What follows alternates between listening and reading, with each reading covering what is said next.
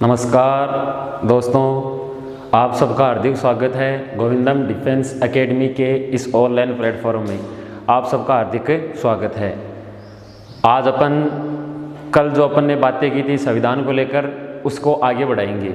आगे बढ़ाने से पहले मैं ज़रूर ये आपसे अपेक्षा करता हूँ कि आपने कल आपको जो बातें बढ़ाई थी वो आप ज़रूर याद करके आए होंगे, क्योंकि जब तक आप पीछे का रिवीजन नहीं करोगे तब तक आगे का कोई मतलब नहीं है। मतलब क्यों? क्योंकि पीछे की जो बातें हैं वो आगे की बातों के साथ जुड़ी हुई हैं, अर्थात पीछे का जो कंसेप्ट है वो आगे के कंसेप्ट के साथ जुड़ा हुआ है। इसलिए पीछे का कंसेप्ट याद होना ज़रूरी है, तभी आगे का कंसेप्ट अपन के अच्छी प्रकार से समझ पाएंगे। ठीक है, तो अपन क्या पढ़ रहे थे? अपना टॉपिक चल रहा था संविधान। भाई अपन संविधान को लेकर शुरू किया था, तो संविधान अपना मेन हेडिंग थी और इस संविधान के अंदर अपने एक टॉपिक पढ़ा था। वो पहला टॉपिक था भारत का सामान्य परिचय। क्या पढ़ा था? भारत का सामान्य परिचय। आज अपना दूसरा टॉपिक है विदेशी स्रोत। आज अपना दूसरा टॉपिक दोस्तों क्या है?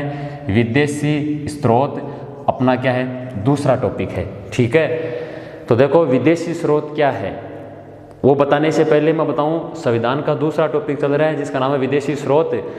और इतने छोटे छोटे टॉपिक हैं, एक एक क्लास के अंदर एक एक टॉपिक होता जाएगा।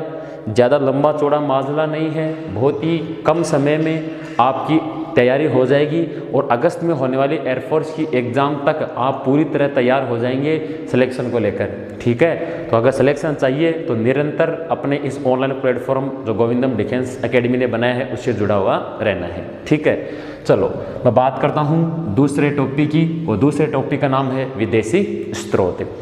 विदेशी स्रोत का मतलब क्या हुआ? इससे पहले सुनना, भारतीय जो संविधान है, इस भारतीय संविधान को बनाने के लिए कितना समय लगा? 2 वर्ष 11 माह 18 दिन का समय लगा। भारतीय संविधान को बनाने में कितना समय लगा? 2 वर्ष 11 माह 18 दिन का समय लगा। ठीक है, भारतीय संविधान का निर्माण किया किसने?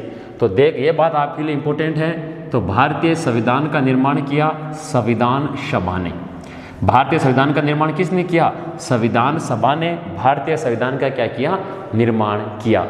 संविधान सभा नाम आया तो संविधान सभा किसे कहते हैं? व्यक्तियों का वह समूह है जिसने मिलकर भारतीय संविधान का निर्माण किया। उन व्यक्तियों के समूह को क्या कहते हैं? संविधान सभा के नाम से जाना जाता है। कहने का मतलब है कि जो व्यक्तियों ने संविधान का निर्माण किया था उन व्यक्तियों को एक साथ में क्या कहते हैं? एक साथ में क्या कहते हैं? संविधान सभा कहते हैं। ठीक है, तो इस संविधान सभा के द्वारा ही अपने देश के संविधान का निर्माण किया गया।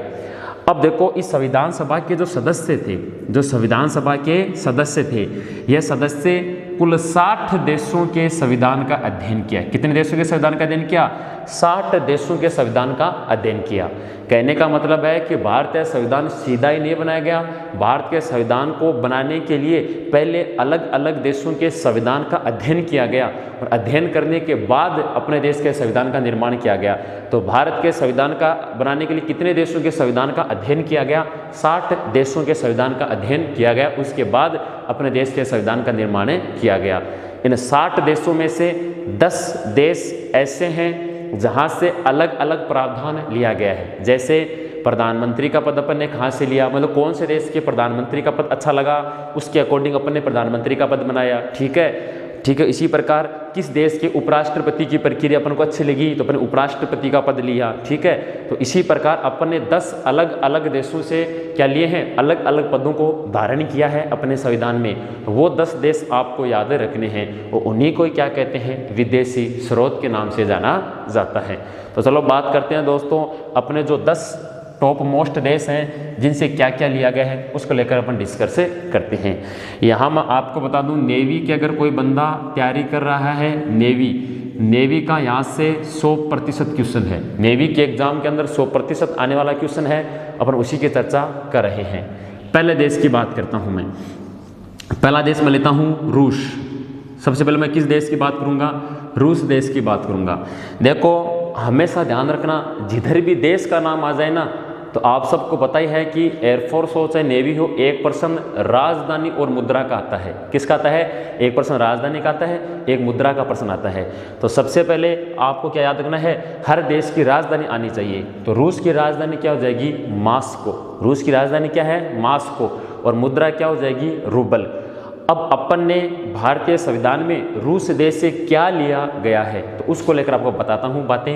देखो, रूस देश से जिक्र किया जाए तो भारतीय संविधान में रूस देश से क्या लिया गया है? मूल कर्तव्य। क्या लिया गया है? मूल कर्तव्य है। वो भारतीय संविधान में कौन से देश से लिया गया है? रूस देश से लेने का कार्य किया गया है। एग्जाम के पॉइंट ऑफ व्यू से अगर मैं बात करूं तो 2 टाइप के प्रश्न बनते हैं। यहाँ से कितने टाइप के प्रश्न बनते हैं? 2 टाइप के क्वेश्चन बनते हैं। पहला टाइप, भारतीय संविधान में मूल कर्तव्य कौन से देश से लिए गए हैं? 4 ऑप्शन आएंगे, आपको क्या करना है? रूस करना है। दूसरा प्रश्न, भारतीय संविधान में निम्नलिखित में से रूस देश से क्या लिया गया है? 4 ऑप्शन आएंगे, आपको वहां पर क्या करना है? मूल कर्तव्य करना है। अब मूल कर्तव्य क्या होते हैं, इसके बारे में विस्तार से मैं आपको आगे पढ़ाऊंगा, आपके एग्जाम के अकॉर्डिंग, सिलेबस के अकॉर्डिंग। लेकिन यहाँ मैं 2 बातें आपको जरूर डिस्कस करना चाहूँगा कि मूल कर्तव्य क्या होते हैं। मूल कर्तव्य का मतलब होता है कि भारतीय संविधान में कुछ ऐसे प्रावधान जोड़े गए हैं, उन प्रावधानों का देश का नागरिक होने के नाते अपने को पालन करना चाहिए। आप देश के नागरिक हैं तो आपका नागरिक होने के नाते आपका दायित्व बनता है कि आप इन मूल कर्तव्यों का क्या करें? पालन करें। इनके अंदर क्या लिखा हुआ है तो मैं आपके सामने डिस्कस करता हूं। देखो, मूल कर्तव्य के अंदर 1-2 बातें मैं आपको बता देता हूं, फिर बाकी जो बातें हैं वो अपन आगे डिस्कस करेंगे। तो देखो, मूल कर्तव्य के अंदर ये लिखा गया है कि देश के राष्ट्रगान, देश के राष्ट्रगीत, देश के राष्ट्रध्वज का क्या करें? मान करें, सम्मान करें। मतलब देश के जो राष्ट्रगान हैं, राष्ट्रगीत है, राष्ट्रध्वज है, उनका मान करें, सम्मान करें। ठीक है। इसी मूल कर्तव्य के अंदर ये बात लिखी गई है कि जो देश के लिए शहीद हो गए, जैसे मान लो देश के बॉर्डर पर रहते हुए जो सैनिक शहीद हो रहे हैं आज, उन शहीदों का क्या करें? मान करें, सम्मान करें। ऐसा नहीं है कि शहीदों का अपमान करें, उनका मान करना, सम्मान करना अपना दायित्व है, बनता है। तो ये से 11 मूल कर्तव्य हैं। टोटल कितने मूल कर्तव्य हैं? तो टोटल ऐसे 11 मूल कर्तव्य हैं जो भारतीय संविधान में जो बातें कौन से देश से ली गई हैं? रूस देश से लेने का कार्य किया गया है। ठीक है, चलो आगे दूसरे देश की बात करते हैं। आपको बता देता हूँ साथ में, ये भी मैं साथ में ये क्लियर करता हूँ कि कौन से एग्जाम में आया है। तो देखो, ये नेवी के एग्जाम में पूछा गया है। ये नेवी की एग्जाम के अंदर आया हुआ प्रश्न है और नेवी के कौन से डिपार्टमेंट में आया था? MR और SSR का जो डिपार्टमेंट है उस एग्जाम के अंदर ये प्रश्न पूछा जा चुका है। ठीक है, चलो दूसरे देश की बात करते हैं। रूस देश के बाद अपन किसकी बात करेंगे? अपन बात करेंगे जापान की। किस देश की बात करेंगे? जापान की बात करेंगे। तो जापान की राजधानी क्या है वर्तमान में? तो जापान की राजधानी है टोक्यो। जापान की राजधानी क्या है? टोक्यो। जापान की मुद्रा क्या है? तो जापान की मुद्रा क्या हो जाएगी? येन। क्या हो जाएगी? येन। अब जापान से भारतीय संविधान में क्या लिया गया है? तो जापान से लिया गया है विधि द्वारा स्थापित प्रक्रिया। विधि का मतलब क्या हो गया? कानून। विधि का मतलब क्या हो गया? कानून। तो विधि द्वारा स्थापित प्रक्रिया, तो विधि द्वारा स्थापित प्रक्रिया जो है ये भारतीय संविधान में कौन से देश से ली गई है? तो विधि द्वारा स्थापित प्रक्रिया भारतीय संविधान में जापान देश से लेने का कार्य किया गया है। ये NDA के एग्जाम में पूछा गया प्रश्न है कि भारतीय संविधान में विधि द्वारा स्थापित प्रक्रिया कौन से देश से ली गई है? तो कौन से देश से ली गई है? जापान देश से ली गई है। तो विधि द्वारा स्थापित प्रक्रिया का मतलब क्या हुआ? तो समझना, मतलब ये बात अपने देश के संविधान में लिखी गई है कि देश का चाहे अमीर व्यक्ति हो, चाहे गरीब व्यक्ति हो, चाहे महिला हो, चाहे पुरुष हो, जो कानून बना दिए गए हैं उन कानून का पालन सबको करना है, सबके लिए सम्मान है। विधि द्वारा स्थापित प्रक्रिया, इसका मतलब है जो कानून बने हैं वो कानून चाहे अमीर हो, चाहे गरीब हो, चाहे महिला हो, चाहे पुरुष हो, सबके लिए समान रूप से उपयोगी है। ठीक है, यह है, इसका मतलब होता है विधि द्वारा स्थापित प्रक्रिया। कानून कैसा? जैसे मान लो भारत में वोट देने की आयु कितने साल की है? तो भारत में वोट देने की आयु 18 साल की है। ठीक है, तो अब दोस्तों 18 साल की आयु है तो क्या महिला है वो 18-17 साल की वोट दे सकती है? क्या नहीं दे सकती। क्या पुरुष 18 साल से कम है वोट दे सकता है? नहीं दे सकता। क्या अमीर व्यक्ति है, कोई हिंदू है, कोई मुस्लिम है, तो क्या उनकी एज 18 साल से कम है, क्या वह व्यक्ति वोट दे सकता है? बिल्कुल नहीं दे सकता। तो चाहे अमीर हो चाहे गरीब हो, कोई भी हो, जो भी है वह क्या करेगा, वो संविधान में जो बातें लिखी गई हैं, जो कानून बनाए गए हैं, वो सबके लिए क्या रहेंगे, समान रूप से उपयोगी रहेंगे। ठीक है, डन। चलो अगले देश की बात करते हैं। अपन अगला देश की बात किसकी करेंगे, रूस की बात हो गई, जापान की बात हो गई। अब अपन बात करेंगे कनाडा की। कौन से देश की बात करेंगे, कनाडा देश को लेकर अपन डिस्कस करते हैं। कनाडा की राजधानी क्या हो जाएगी, ओटावा। कनाडा की राजधानी क्या हो जाएगी, ओटावा कनाडा देश की राजधानी हो जाएगी। कनाडा से लेकर जिक्र किया जाए तो भारतीय संविधान में कनाडा देश से क्या लिया गया है, तो आपको याद रखना है राज्यपाल का पद। किसका पद है, राज्यपाल का पद। तो भारतीय संविधान में राज्यपाल का पद कौन से देश से लिया गया है, तो भारतीय संविधान में राज्यपाल का पद कनाडा देश से लिया गया है। कौन से देश से लिया गया है, कनाडा देश से भारतीय संविधान में राज्यपाल का पद लिया गया है। एग्जाम के अकॉर्डिंग अगर मैं बताऊं तो ये इंडियन एयरफोर्स, इसके अलावा इंडियन नेवी, ये दोनों के एग्जाम में प्रश्न पूछा गया है कि भारतीय संविधान में राज्यपाल का पद कौन से देश से लिया गया है।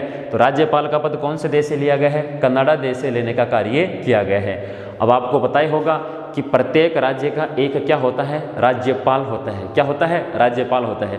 जैसे मान लो भारत में 28 राज्य हैं, तो हर का एक एक क्या होगा, राज्यपाल है। राज्यपाल देश का नहीं, राज्य का सबसे बड़ा व्यक्ति होता है। देश का सबसे बड़ा व्यक्ति राष्ट्रपति होता है, उसी प्रकार राज्य का सबसे बड़ा व्यक्ति कौन होता है, राज्यपाल होता है। और राज्यपाल बनने के लिए न्यूनतम आयु कितने वर्ष की होनी चाहिए, 35 वर्ष की होनी चाहिए। राज्यपाल का कार्यकाल कितने साल का होता है, 5 साल का होता है।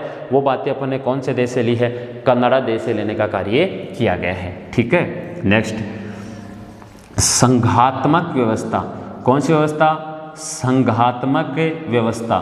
तो भारतीय संविधान में संघात्मक व्यवस्था कौन से देश से ली गई है, तो भारतीय संविधान में संघात्मक व्यवस्था कौन से देश से ली गई, अगर ये प्रश्न पूछा जाए तो भारतीय संविधान में जो संघात्मक व्यवस्था है वो कौन से देश से ली गई है, कनाडा देश से ली गई। संघात्मक व्यवस्था का मतलब क्या हो गया, एक तो केंद्र सरकार, कौन सरकार है, केंद्र सरकार, और एक कौन सी सरकार, राज्य सरकार। तो केंद्र सरकार और राज्य सरकार के बीच में परस्पर कैसे संबंध होंगे, मतलब इन दोनों सरकारों के बीच में कैसे संबंध होंगे, और उन्हीं संबंधों को कहाँ से लिया गया है, कनाडा देश से लिया गया है। आपको पता ही है कि स्टेट की जो गवर्नमेंट होती है, जो सरकार होती है, उसको विकास के लिए पैसा कहाँ से दिया जाता है, तो स्टेट की जो सरकार होती है उसको विकास के लिए पैसा कहाँ से मिलता है, सेंट्रल गवर्नमेंट देती है।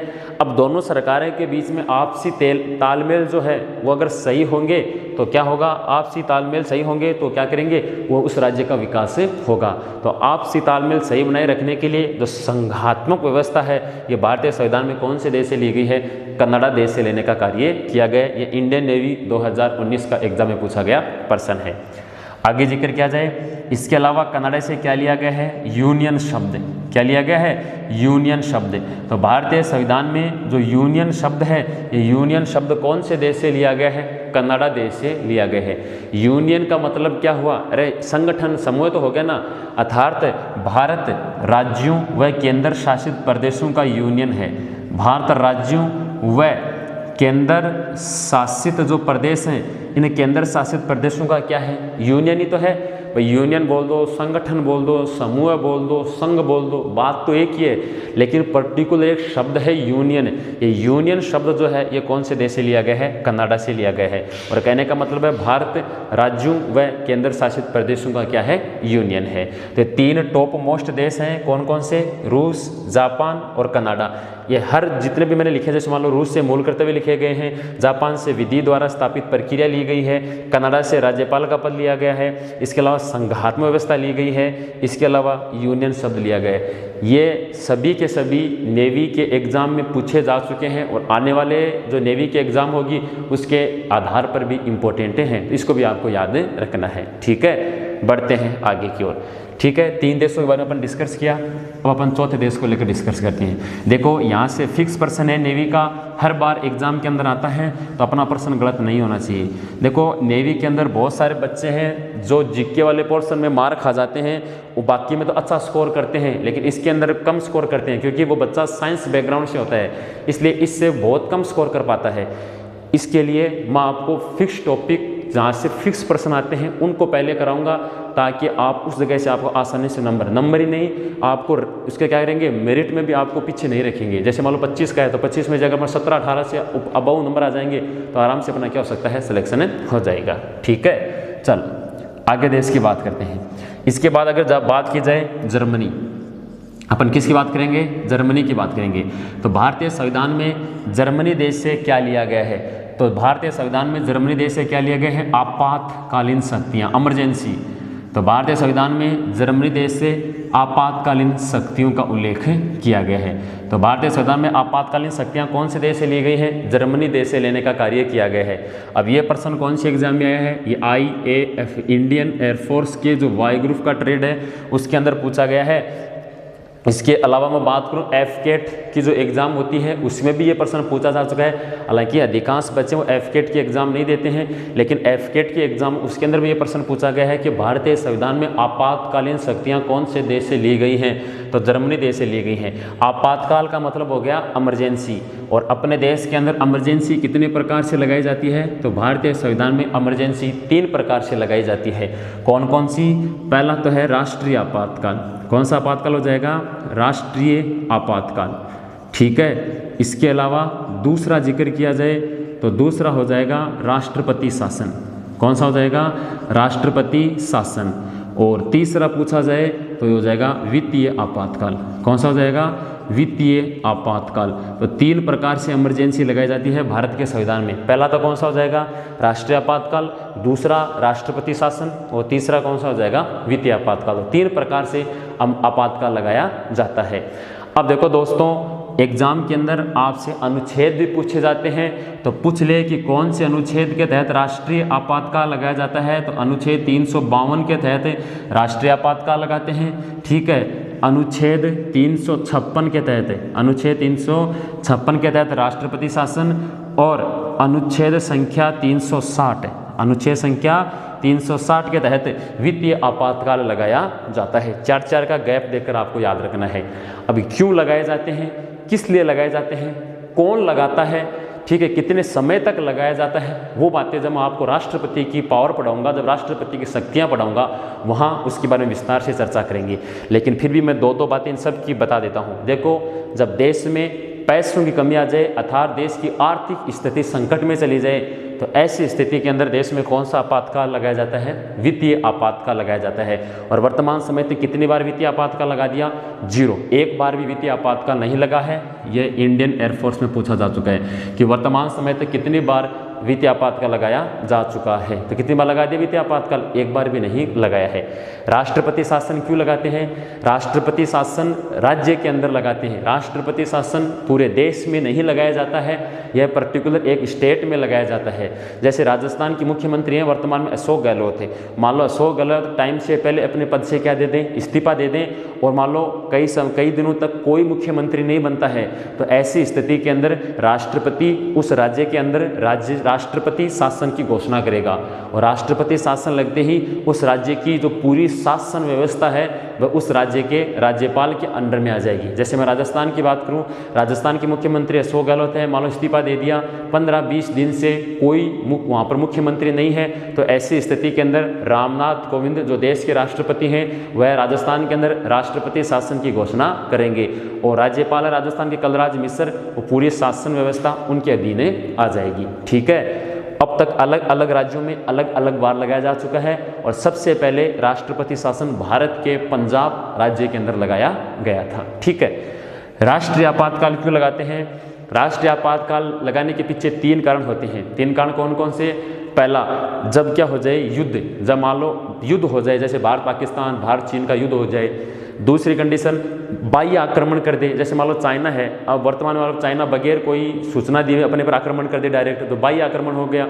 और एक होता है, तीसरा होता है जब देश में लड़ाई झगड़ा हो जाए, देश में क्या हो जाए, लड़ाई झगड़ा हो जाए, तो देश के अंदर लड़ाई झगड़ा हो जाए, तो ऐसी स्थिति के अंदर राष्ट्रपति देश में किसकी घोषणा करता है, राष्ट्रीय आपातकाल की घोषणा करता है। किसकी घोषणा करता है, राष्ट्रीय आपातकाल की घोषणा करता है। तो अब तक देश में राष्ट्रीय आपातकाल कितनी बार लगाया जा चुका है, तो अब तक देश में राष्ट्रीय आपातकाल 3 बार लगाया जा चुका है। ठीक है, तो ये 3 प्रकार से प्रश्न पूछे गए हैं, यहाँ से कई प्रकार से प्रश्न बनते हैं कि कौन से देश से आपातकाल लिया गया है। जर्मनी जर्मनी से आपातकाल कितने प्रकार के होते हैं? 3 प्रकार के, राष्ट्रीय आपातकाल, राष्ट्रपति शासन और कौन सा आपातकाल है? वित्तीय आपातकाल। यहाँ तक सबको क्लियर है? चलो नेक्स्ट देश की अपन बातें करते हैं। यह तो बात अपनी हो गई किसकी? आपातकाल की। तो आपातकाल वाला प्रावधान कौन से देश से लिया गया है? तो आपातकाल वाला प्रावधान कौन से देश से लिया गया है? जर्मनी देश से लेने का कार्य किया गया है। ठीक है, ये बात सबको क्लियर है? यहाँ से जितने भी प्रश्न बनते हैं सभी के सभी एग्जाम के अंदर आए हुए हैं। अब देखो कई बार साथियों विद्यार्थियों क्या होता है कि ये पूछता है कि राष्ट्रीय आपातकाल कितनी बार लगा, कब कब लगा, उस समय देश के राष्ट्रपति कौन थे, प्रधानमंत्री कौन थे। अगर ऐसा एग्जाम के अंदर पूछ ले, वो बातें मैं आपको यहाँ न करके डिस्कस, उसकी बातें अपन क्या करेंगे? आगे करेंगे। ठीक है, क्योंकि यहाँ तो अपन वही बातें कर रहे हैं कि कौन सा प्रावधान कहाँ से लेने का कार्य किया गया है। ठीक है, तो जर्मनी देश की चर्चा यहाँ से कंप्लीट होती है। आगे देखो, अब मैं बात करूँगा फ्रांस की। किसकी बात करूँगा? अब मैं फ्रांस को लेकर बात करूँगा। देखो 2-4 बातें फ्रांस की भी बातें करेंगे। फ्रांस जो है उसकी चर्चा करते हैं। देखो फ्रांस आपको सबको पता ही है। फ्रांस की विशेषता है कि फ्रांस सूरा व सुंदरियों का देश कहलाता है। सूरा व सुंदरियों का देश कहलाता है का मतलब क्या हुआ कि विश्व के सबसे खूबसूरत व्यक्ति और सबसे खूबसूरत महिलाएं कौन से देश में निवास करती हैं? फ्रांस देश में निवास करती हैं। इसलिए फ्रांस को सूरा व किसका देश कहते हैं? सुंदरियों का देश कहते हैं। इसके अलावा विश्व की सबसे महंगी शराब कौन सी है? शैंपेन। उसका भी उत्पादन सबसे ज़्यादा किस देश में किया जाता है? फ्रांस देश में किया जाता है। ठीक है, अब फ्रांस से अपने देश के संविधान में क्या क्या बातें ली गई हैं या क्या क्या प्रावधान जोड़े गए हैं, उनको लेकर अपन डिस्कस करते हैं। देखो फ्रांस से 3 शब्द लिए गए हैं। एक तो समानता, क्या लिया गया है? समानता। इसके अलावा स्वतंत्रता और इसके अलावा बंधुत्व है। ये 3 शब्द हैं, ये 3 वर्ड हैं। ये शब्द कौन से देश से लिए गए हैं? तो ये फ्रांस देश से लेने का कार्य किया गया है। मतलब अपने देश के जो संविधान उसमें समानता, स्वतंत्रता और बंधुत्व है, 3 शब्द लिए गए। समानता का मतलब हो गया कि देश में अमीर हो, गरीब हो, हिंदू हो, महिलाएं हो, सबके साथ समानता का व्यवहार किया जाएगा, सबको बराबर स्वतंत्रता प्रदान की जाएगी और सब हैं वो भाईचारे से रहेंगे। ऐसा नहीं है कि धर्म के आधार पर बंट गए, जाति के आधार पर बंट गए, ठीक है, लिंग के आधार पर बंट गए। अपने को विभाजन नहीं होना, क्योंकि भारत देश का संविधान ये कहता है कि हम सब एक हैं। ठीक है, अपना कोई अलग नहीं है, कोई धर्म नहीं है, कोई कुछ नहीं है, अपन सब एक ही हैं। ये बातें प्रावधान कौन से देश से लिया गया है? फ्रांस देश से लेने का कार्य किया गया है। ठीक है, आगे देखो, फ्रांस के बाद मैं बात करूँगा आयरलैंड की, कि भारतीय संविधान में आयरलैंड देश से क्या लिया गया है। देखो आयरलैंड वाला तो वेरी वेरी वेरी इंपॉर्टेंट कह सकते हैं, क्योंकि यहाँ से इंडियन नेवी के अंदर लगातार 3 साल से यहाँ से प्रश्न पूछा जा रहा है इंडियन नेवी के अंदर आयरलैंड से, तो उसके अकॉर्डिंग अपना इंपॉर्टेंट बन जाता है। तो आयरलैंड से क्या क्या लिया गया है? आयरलैंड से लिया गया है नीति निर्देशक तत्व। क्या लिया गया है? नीति निर्देशक तत्व। तो भारतीय संविधान में नीति निर्देशक तत्व कौन से देश से लिए गए हैं? तो नीति निर्देशक तत्व आयरलैंड देश से लेने का कार्य किया गया है। नीति निर्देशक तत्वों का मतलब क्या होता है दोस्तों? तो नीति निर्देशक तत्वों का मतलब होता है कि राज्य सरकार को प्रदान किए गए वह अधिकार जिसके माध्यम से राज्य की सरकार राज्य की जनता का विकास करती है, उसे क्या कहते हैं? नीति निर्देशक तत्व कहते हैं। मतलब जैसे राजस्थान की सरकार है, तो राजस्थान की सरकार को ऐसे कुछ नियम दिए गए हैं, कुछ ऐसे अधिकार दिए गए हैं जिसके माध्यम से वो राज्य की सरकार अपने राजस्थान की जनता का क्या करेगी? विकास करेगी। उन्हीं अधिकारों को ही क्या कहते हैं? नीति निर्देशक तत्व के नाम से जाना जाता है। यही इंडियन नेवी के अंदर लगातार 3 साल से प्रश्न पूछा जा रहा है कि नीति निर्देशक तत्व कौन से देश से लिए गए हैं? तो नीति निर्देशक तत्व कौन से देश से लिए गए हैं? आयरलैंड देश से लिए गए हैं। ठीक है, इसके अलावा जिक्र किया जाए तो आयरलैंड से लिए गए हैं नीति निर्देशक तत्व। इसके अलावा राष्ट्रपति की निर्वाचन पद्धति, तो राष्ट्रपति की जो निर्वाचन पद्धति है, ये निर्वाचन पद्धति भी कौन से देश से ली गई है? आयरलैंड देश से ली गई है। निर्वाचन पद्धति का मतलब हुआ कि राष्ट्रपति के चुनाव कैसे होंगे, राष्ट्रपति के चुनाव में कौन कौन भाग लेगा, वो प्रावधान अपने कौन से देश से लिए हैं? आयरलैंड से। आपको मैं विस्तार से समझाऊंगा जब राष्ट्रपति का टॉपिक पढ़ाएंगे अपन कि भाई राष्ट्रपति का चुनाव कैसे होते हैं और कैसे नहीं होते हैं। यहाँ से मैं आपको दो ही बातें बताऊंगा कि राष्ट्रपति का जो प्रावधान है या राष्ट्रपति का जो निर्वाचन प्रक्रिया है वो अपने कौन से देश से ली है, आयरलैंड देश से लेने का कार्य किया गया है। ठीक है, इसके अलावा क्या लिया गया है, राष्ट्रपति कौन, राष्ट्रपति राज्यसभा में, राष्ट्रपति राज्यसभा में 12 सदस्य, राज्यसभा में 12 सदस्य मनोनीत करता है। राष्ट्रपति मनोनीत करने की प्रक्रिया, मनोनीत करने की प्रक्रिया मतलब जो देश के राष्ट्रपति होते हैं वह संसद के जो राज्यसभा सदन है उसमें कितने सदस्य मनोनीत करते हैं, 12 सदस्य मनोनीत करते हैं। इस पूरी लाइन को मैं समझाने की कोशिश करूंगा।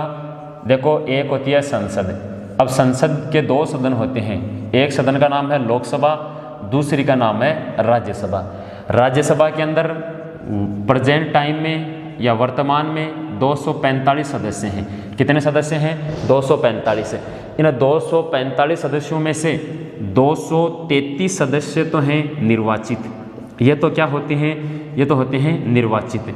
ठीक है, और 12 सदस्य क्या होते हैं, मनोनीत। 12 सदस्य क्या होते हैं, मनोनीत होते हैं। निर्वाचित का मतलब हुआ कि वोट देकर, एक तो होता है निर्वाचित शब्द, एक होता है मनोनीत। निर्वाचित का मतलब होता है जो वोट देकर चुना जाता है, जिसके लिए चुनने के लिए वोट होते हैं, वोट डाला जाता है, वो तो हो गया निर्वाचित। और बगैर वोट के डायरेक्ट सदन के अंदर जिनको एंट्री मिलती है वो होते हैं मनोनीत। तो देश के जो राष्ट्रपति होते हैं वो क्या करते हैं, इस राज्यसभा सदन के अंदर 12 सदस्यों को क्या करते हैं, मनोनीत करने का कार्य करते हैं। और ये बाकी 233 हैं, ये सदस्य वोट डालकर इनको चुना जाता है। ये मनोनीत जो 12 सदस्य हैं ये कला, साहित्य, विज्ञान, इन क्षेत्रों के अंदर जो उत्कृष्ट योगदान देते हैं उन्हें राष्ट्रपति देश के राज्यसभा सदन के अंदर डायरेक्ट क्या करते हैं, मनोनीत करने का कार्य करते हैं। तो प्रश्न 2 बन गए कि राष्ट्रपति राज्यसभा सदन में 12 सदस्य मनोनीत करने की प्रक्रिया कौन से देश से ली गई है, तो आपको राइट आंसर देना है आयरलैंड। अगर क्वेश्चन ऐसा बन जाए कि राष्ट्रपति राज्यसभा में कितने सदस्य मनोनीत करता है, तो 12। ये इंडियन एयरफोर्स 2019 की एग्जाम में पूछा गया था कि राष्ट्रपति राज्यसभा में कितने सदस्यों को मनोनीत करता है, तो 12 सदस्यों को मनोनीत करता है। या एग्जाम में प्रश्न ऐसा आ जाए कि राज्यसभा में 12 सदस्यों को मनोनीत किसके द्वारा किया जाता है, तो आपका राइट आंसर हो जाएगा राष्ट्रपति से। इसलिए आयरलैंड से जो 3 प्रावधान लिए गए हैं ये तीनों के तीनों एग्जाम के पॉइंट ऑफ व्यू से वेरी वेरी इंपॉर्टेंट है, तो इनको भी आपको साथ साथ में याद रखना है। ठीक है, कोई प्रॉब्लम नहीं है। चलो आगे बढ़ते हैं। ये तो बात हो गई किस देश की, आयरलैंड की। अब आयरलैंड के बाद अगला देश देखो, अब ऑस्ट्रेलिया की बात करते हैं।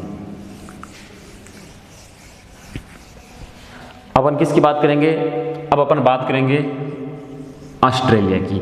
और ऑस्ट्रेलिया की आप सबको राजधानी पता ही है, क्या हो जाएगी, कैनबरा। क्या हो जाएगी, कैनबरा है। चलो, ऑस्ट्रेलिया देश से भारतीय संविधान में क्या क्या लिया गया है, तो देखो पहला प्रस्तावना की भाषा, प्रस्तावना की भाषा।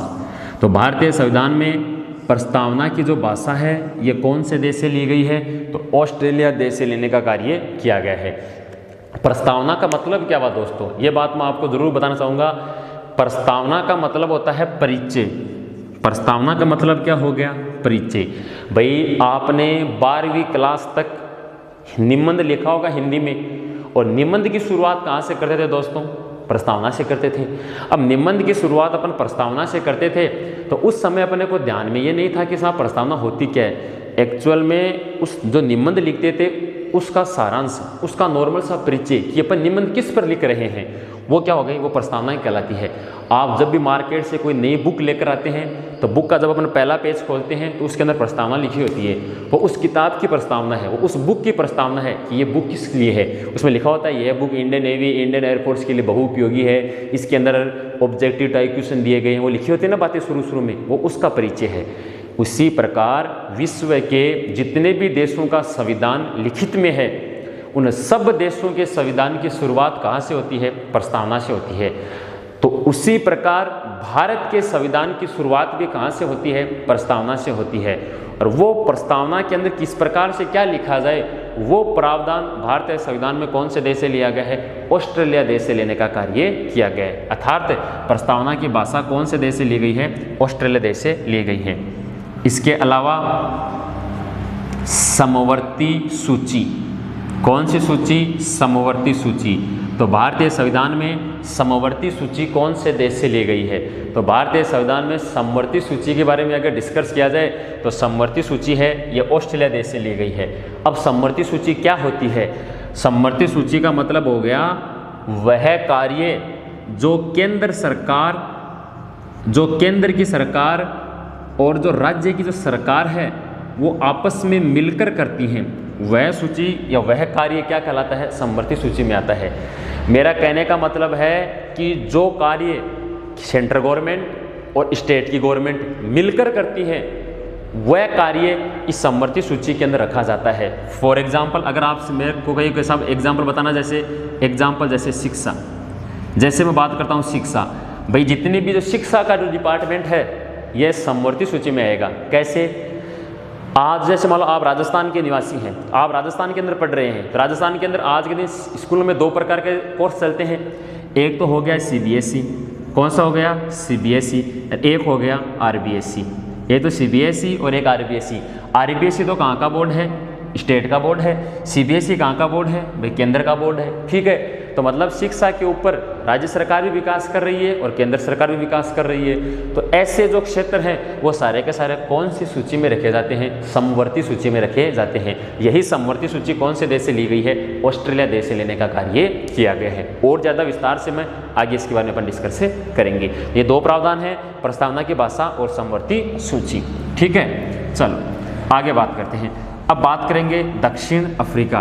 किसकी बात करेंगे, दक्षिण अफ्रीका की बात करेंगे।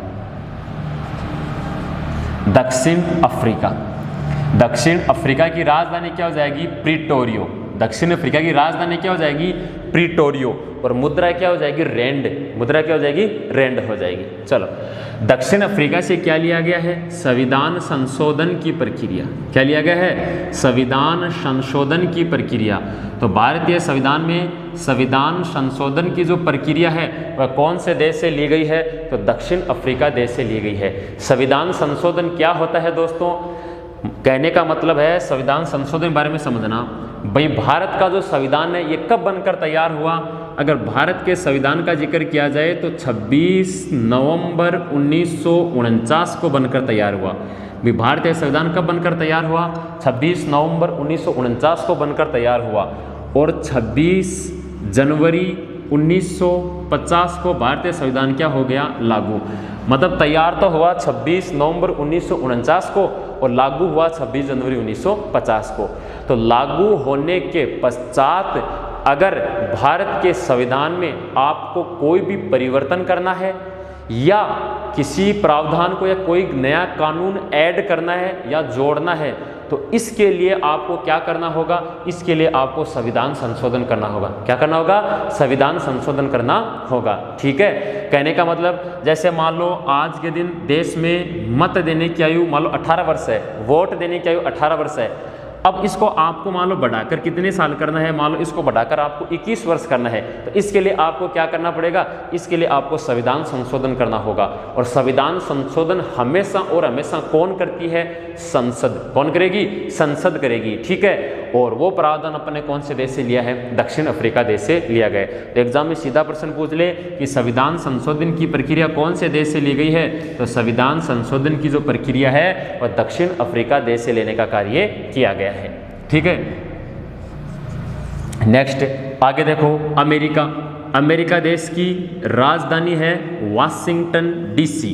ठीक है, और अमेरिका देश की मुद्रा है डॉलर। अमेरिका देश के राष्ट्रपति हैं डोनाल्ड ट्रंप। और अमेरिका देश की संसद का नाम है कांग्रेस।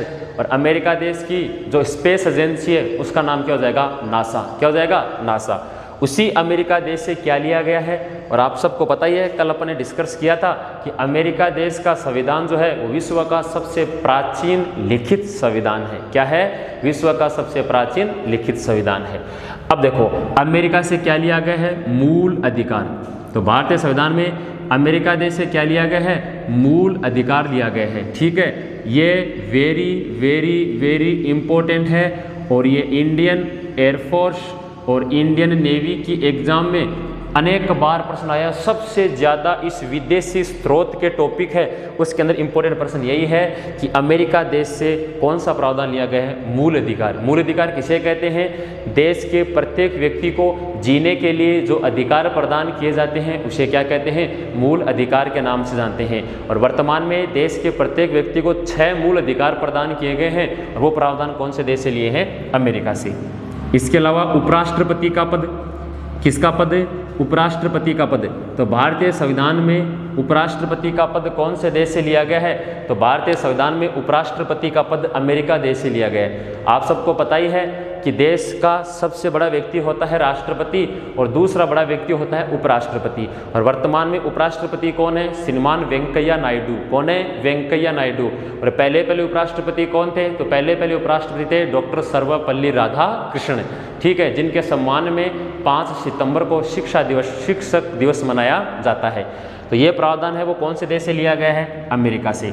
इसके अलावा न्यायिक सर्वोच्च न्यायालय का प्रावधान, सर्वोच्च न्यायपालिका, सर्वोच्च न्यायालय।